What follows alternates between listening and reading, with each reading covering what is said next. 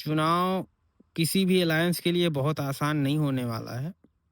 और अगर कोई किसी को 160-70 दे रहा है तो एक तो स्वीप हो जाता है। तो फिर मतलब कि ज़मीन पे कोई मुद्दे नहीं हैं, ज़मीन पे कोई पब्लिक के बीच आम धारणा नहीं है, पब्लिक में 10,000 रुपए की बातें बहुत चल रही हैं। तो ये तो एक तरह का फ्लो हो गया कि धारणा में बह गए। पर क्या ज़मीन में वैसा है? आप देखिए, अलग-अलग, मैं किसी मीडिया चैनल का नाम नहीं लूँगा, अलग-अलग मीडिया चैनल जाता है, 10 लोगों से वो सवाल करते हैं। आप सबकी बात ले लीजिए, चाहे यूट्यूब की बात ले लीजिए और चाहे नॉर्मल जो टीवी चैनल हैं उनकी बात ले लीजिए।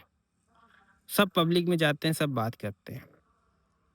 आप वो 10 लोग पूछते हैं तो आप उसमें काउंट करिए खुद, और खुद अंदाज़ा लगा लीजिए कि 10 में से कितनी पब्लिक इंडिया अलायंस के साथ है और कितनी पब्लिक इंडिया अलायंस के साथ है।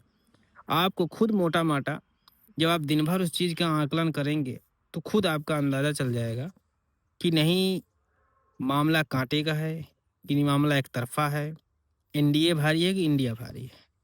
तो ये एक नॉर्मल सी एनालिसिस होती है जो कि लोग बैठे-बैठे आप कमरे में भी कर सकते हैं।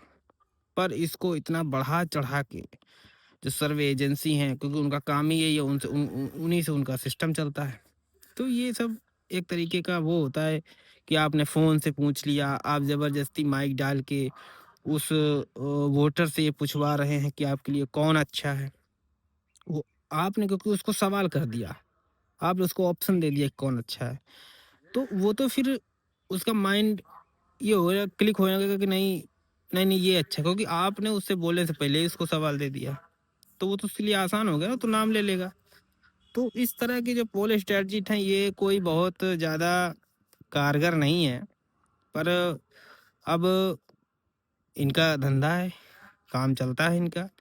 पर अभी जो ग्राउंड पे हरकत है उसके हिसाब से चुनाव इतना आसान नहीं है।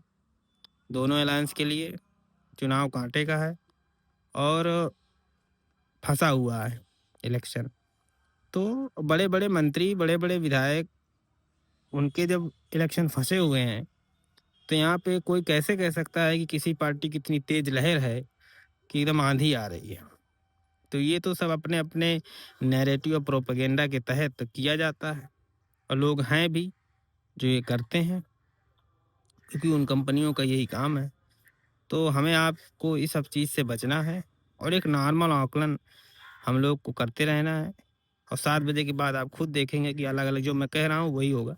अलग-अलग चैनल अपना-अपना राग अलापेगा।